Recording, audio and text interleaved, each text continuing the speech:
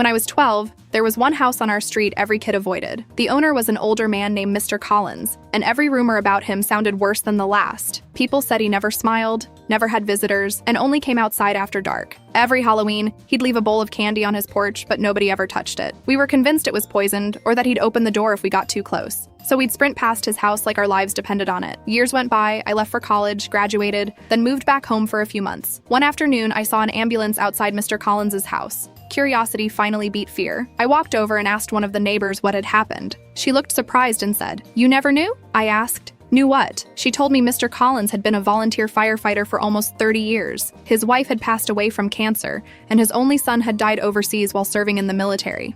After that, he mostly kept to himself. Then she pointed toward his porch. The candy? He left it out every year because he loved hearing kids laugh. He just didn't want to scare them by opening the door. I felt sick.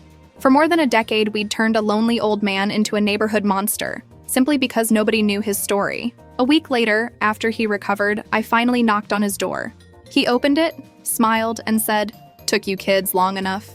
We talked for almost 2 hours. Turns out, the scariest thing about him was how wrong all of us had been.